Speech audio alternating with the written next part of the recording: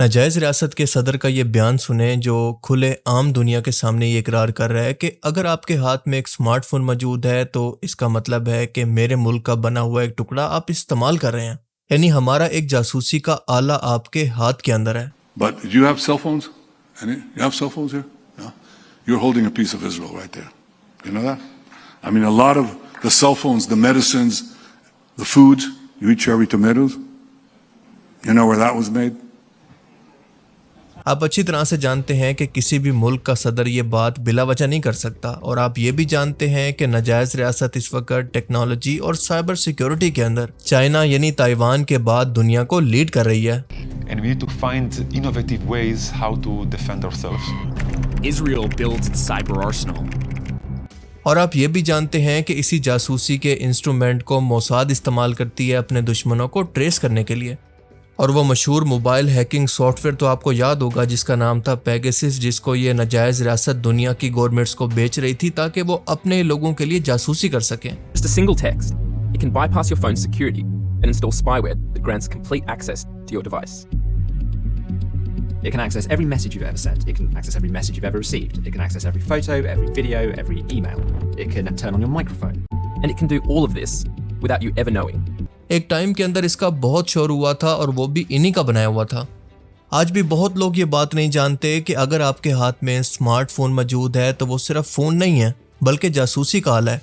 और इसीलिए आप देखते हैं कि दुनिया के मशहूर तरीन लोग, ख़ास तौर पर टेक कंपनीज के मालिक और इसके अलावा इम्पोर्टेंट लोग जैसा कि वज़ीर आज़म, सदर वगैरह, आज भी अपने ऑफिस के अंदर सिक्योर कम्युनिकेशन के लिए और जासूसी से बचने के लिए लैंडलाइन फ़ोन को इस्तेमाल करते हैं और अपने फ़ोन के कैमरास को ढक कर रखते हैं, क्योंकि ये सच है कि आपके मोबाइल फ़ोन के ही ज़रिए आपके कैमरे को कंट्रोल किया जा सकता है, आपकी लोकेशन पता की जा सकती है और वो जान सकते हैं कि आप इस वक्त क्या बोल रहे हैं, क्योंकि वॉइस के ज़रिए वो आपकी वॉइस को भी सुन सकते हैं। मतलब आसान अल्फाज के अंदर आपके स्मार्टफोन के ज़रिए, हैकिंग के ज़रिए वो सब कुछ करना पॉसिबल है जो कि आम तौर पर आप अपने फ़ोन के साथ करते हैं। मिसाल के तौर पर आप कैमरा इस्तेमाल करते हैं, ऑडियो इस्तेमाल करते हैं और इसके अलावा आपकी लोकेशन वगैरह के लिए GPS इस्तेमाल करते हैं। और अभी भी अगर आपको यकीन ना आए तो ज़रा ये इसराइली चैनल के कान की एक रिपोर्ट देखें जिसके अंदर ये शख्स ने प्रैक्टिकल करके दिखाया कि किसी भी शख्स का स्मार्टफोन हैक करना कितना आसान काम है। वीडियो में देखा जा सकता है कि ये हैकर अपने सामने बैठे शख्स के फ़ोन से उसी टाइम इसकी तस्वीर बनाकर अपने कंप्यूटर पर इसको दिखाता है, और इस शख्स को जिसका मोबाइल फ़ोन है इसका कोई इशारा तक नहीं मिलता।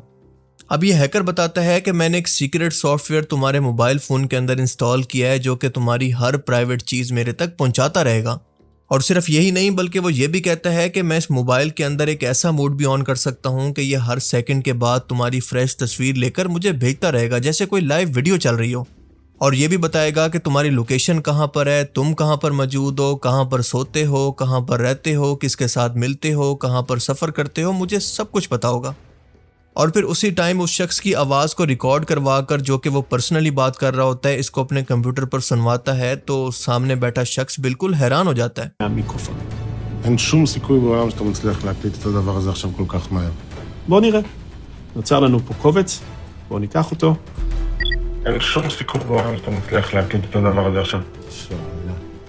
אני לא יכול לדעת בשום צורה שאתה עכשיו מצלם אותי, מקליט אותי, יודע איפה אני नमचा। ये हैकर बताता है कि ये सब कुछ करने के लिए मुझे बस आपके मोबाइल फ़ोन पर एक सॉफ्टवेयर इंस्टॉल करना है, वो चाहे मैं आपके मोबाइल फ़ोन को पकड़ कर करूं या फिर कोई लिंक आपको सेंड करके। और अब ज़रा जाकर सोचें कि जब इस बंदे ने ये कहा था कि आपके हाथ के अंदर हमारा बनाया हुआ एक इंस्ट्रूमेंट है, तो ये खबर अब सेंस भी बनाती है। और सिर्फ यही सबूत नहीं है बल्कि हाल ही में खबर आई है जो कि इसराइली न्यूज़ एजेंसी ने छापी है, जिसके मुताबिक आईफोन अपने 17E मॉडल को लॉन्च करने जा रहा है।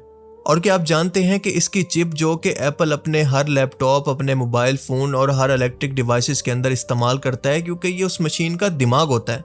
क्या आप जानते हैं कि ये चिप्स रिसर्च एंड डेवलपमेंट के तौर पर कहाँ पर बन रही हैं? जी हाँ, इसी नाजायज़ रियासत के अंदर।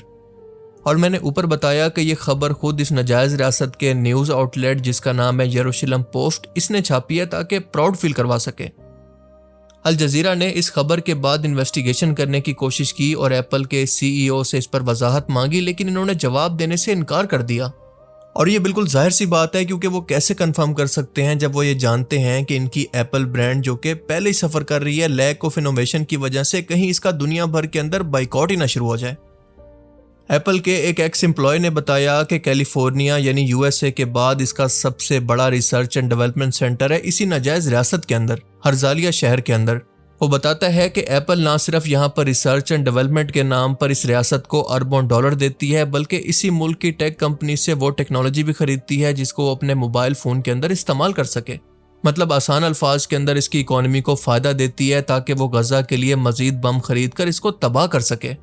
اور اس وقت بھی ایپل کے چپس، کیمراز اور اس کا ہارڈ ویئر اسی جگہ پر ڈیزائن ہو رہے ہیں۔ یہ ریسرچ اور ڈیولپمنٹ سینٹر اتنا بڑا ہے کہ یہاں پر تقریباً 2000 کے قریب انجینئرز کام کر رہے ہیں، اور اس ٹیک کمپنی کا پیج کھولیں تو یہاں پر ابھی بھی ویکنسیز موجود ہیں انجینئرز کے لیے۔ ایپل کو لگتا ہے کہ وہ چپکے سے یہ سب کچھ کرے گا اور دنیا کے سامنے انسانیت اور ہیومن رائٹس کی باتیں کر کے سب کو بے وقوف بنا لے گا، لیکن اس کو پتہ نہیں ہے کہ سوشل میڈیا کے دور کے اندر خبر چھپتی نہیں ہے۔ اب اس کا صاف مطلب یہ ہے کہ کسی بھی ٹیک کمپنی کے سب سے زیادہ پیسے، سب سے زیادہ کمائی جس چیز پر خرچ ہوتی ہے یعنی ریسرچ اینڈ ڈیولپمنٹ پر، وہ سب سے زیادہ پیسہ اس ناجائز ریاست کو دیا جا رہا ہے۔ اور اس کے علاوہ ایپل کمپنی کارپوریٹ ٹیکس اس ناجائز ریاست کو الگ سے دیتی ہے۔ مطلب سب سے زیادہ ریسرچ اینڈ ڈیولپمنٹ یہاں پر ہوتی ہے، لیکن ان کی مینوفیکچرنگ تائیوان کی کمپنی TSMC کرتی ہے، جبکہ اگر فون کے اسمبلنگ کی بات کی جائے تو یہ چائنا، انڈیا اور ویتنام جیسے ملکوں میں ہوتی ہے جہاں پر لیبر سستی ہو۔ آپ سبھی لوگ جانتے ہیں کہ غزہ پر جاری مظالم کے بعد پاکستان، انڈیا اور دنیا بھر کے مسلمانوں کے اندر اسرائیلی اور اس کی پشت پناہی کرنے والی کمپنیوں کے بائیکاٹ کی لہر دیکھنے کو آئی۔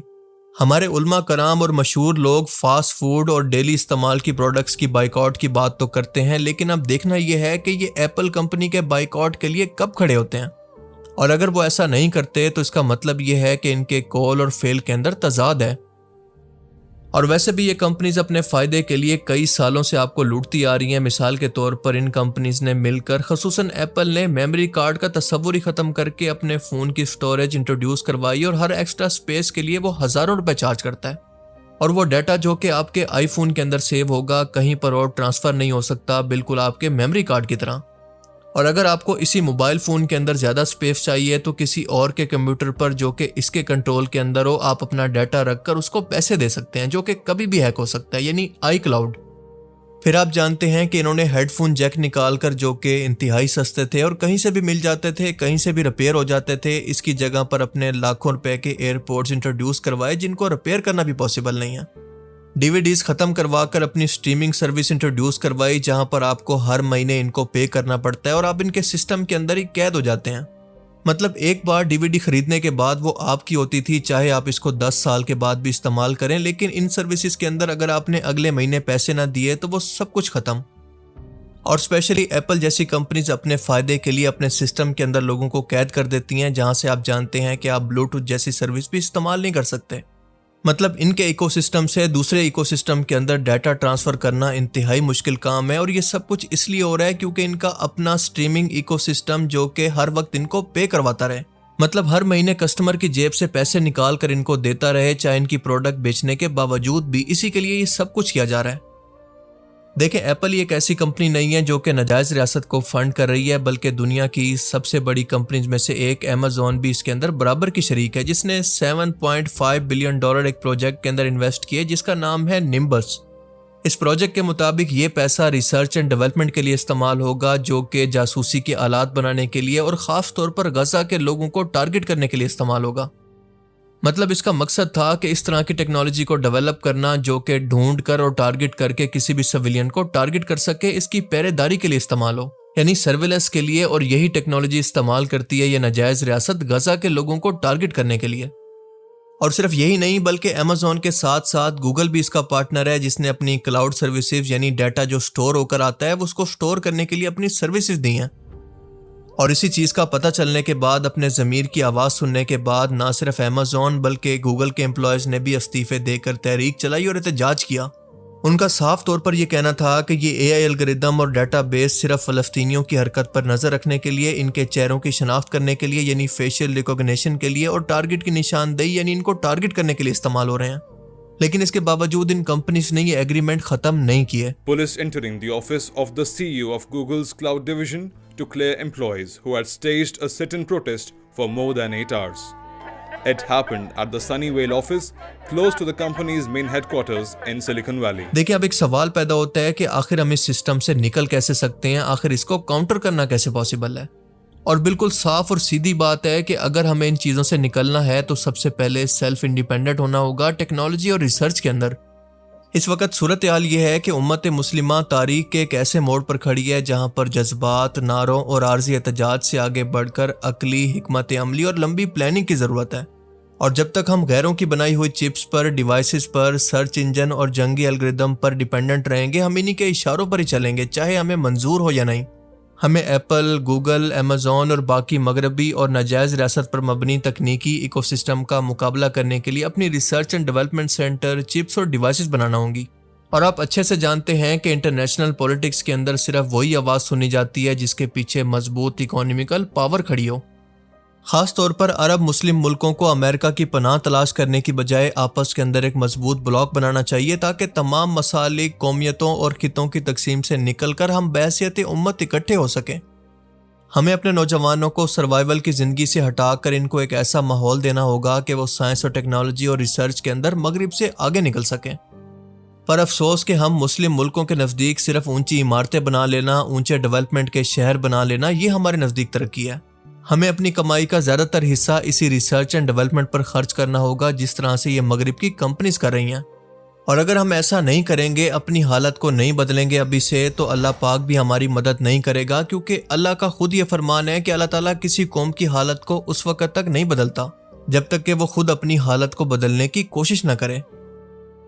اللہ تعالیٰ سے دعا ہے کہ وہ ہمیں سمجھنے کی اور نیک عمل کرنے کی توفیق عطا فرمائے۔ اگر آپ چاہیں تو فوراً سے اپڈیٹ حاصل کرنے کے لیے ہمارے واٹس ایپ گروپ کو بھی جوائن کر سکتے ہیں۔ Thanks for watching this video. اللہ حافظ۔